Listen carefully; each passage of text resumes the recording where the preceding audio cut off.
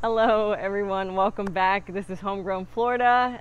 We are in the midst of our 30-day challenge, and you're probably wondering, why am I running around and playing in the garden with the dogs like that?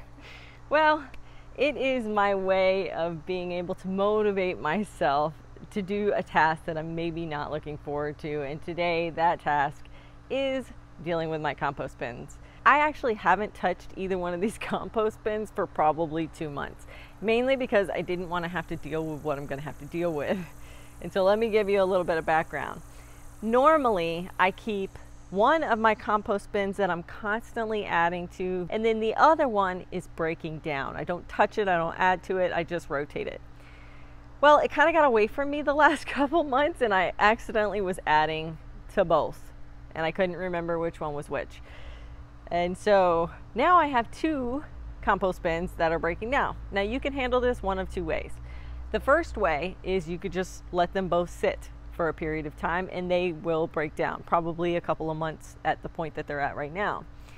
Now the problem with that is I'm still getting junk mail that I can shred, I'm still getting leaf litter, I'm still getting wood chips from my tree out front, I'm still getting veggie scraps and waste and plant debris from the garden, and I hate throwing that stuff in the garbage because that is basically free fertilizer. It is a great organic way of improving the soil health of my garden. So I hate throwing it away. So the second way that I can deal with this is the way that I'm actually going to deal with this, and I'm not looking forward to it. I'm going to take the items in the left bin, I'm going to dump it out into my tarp, and then I'm going to shovel it back into the right bin and make that my bin that's going to be breaking down. That allows me to use the left-hand bin to be able to keep adding things to it from the house and from the garden, while this one breaks down and I won't touch it.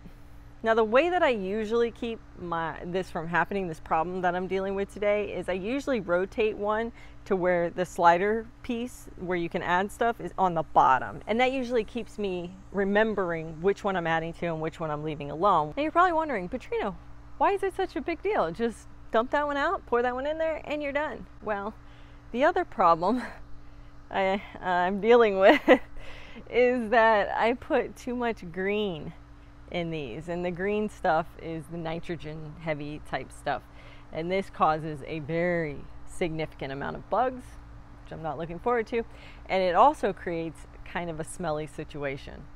Now thankfully the one on the left, which is the one I'm going to be dumping, is the one that I think has more browns. It doesn't have as much of a smell.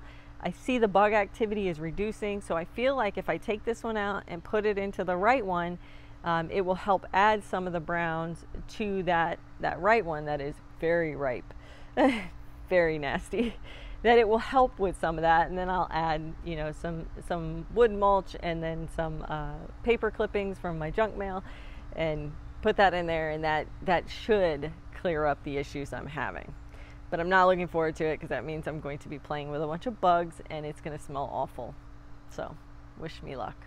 So the first step is I am going to take a very large tarp and I'm going to kind of tuck it underneath the left bin. Now this is how I actually dump my compost at any given time when it's ready, and so I'm thinking this is going to be a good option.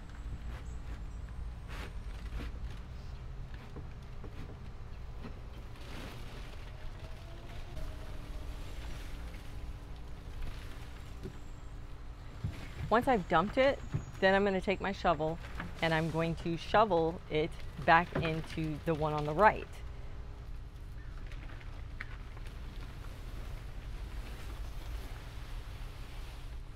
So I'm super grateful for the fact that this definitely looks like it has a lot more brown material and not a huge amount of bug activity, which is great. It's going to be perfect for the right bin. Sorry to gross you out, but this is the right bin, and it has our eggshells and our plant debris, and it is sopping wet and disgusting because it doesn't have as much brown in there. Now we're gonna move that into here. So I was hoping to actually show you shoveling it in, but I realized I did not hit record on the camera, so apologies there. But all that I did was I took my trusty shovel here and I kind of scooped it out of the tarp here and shoveled it into the bin. I rotated the bin about 10 times, and then if you'll notice, the part where you're putting stuff in, which is usually right there, I've faced it downwards, so it's impossible for me to put stuff in there without realizing this one's full. I'm not supposed to add to this one. But now this one is completely empty. Now I can take my very heavy, very full compost bucket from inside, as you can see, very full, and I can dump it in here. We love this little bucket. It sits on our counter. We bring it out here, dump it, clean it out, put it right back on the counter. It has like this filter on the top. It looks like felt, but it's actually a filter. And so it keeps out any smells. I've had that stuff in here probably 2 weeks now. And that would normally smell like rotting garbage. When you take the lid off, it does smell like rotting garbage, but with the lid on, you can't smell anything. That's what I love about this little bucket that I got. I'll put a link to it if you guys are interested. So now I'm just gonna grab some brown material for this, and we'll get that filled and rotated. I don't have a lot of brown material. This is my little bucket that I use to hold all of my wood chips from the branches from my home chipper. I usually use this tote to collect it all, and then I always have some if I need it for mulch or if I need it for my bins. But I don't have very much, but I got a ton of sticks out front, so within the next couple days, that's going to be my next chore, is chipping up all those sticks.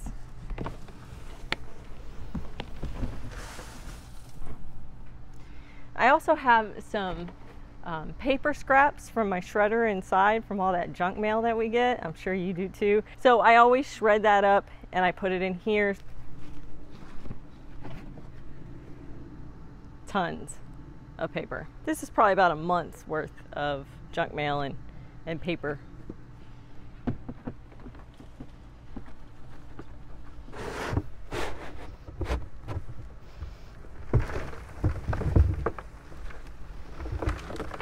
So that's it for today. That's all I did, just spending 15 minutes in the garden. You can grow your own food and you can make your own soil and fertilizer. Thanks so much for watching. We'll see you next time.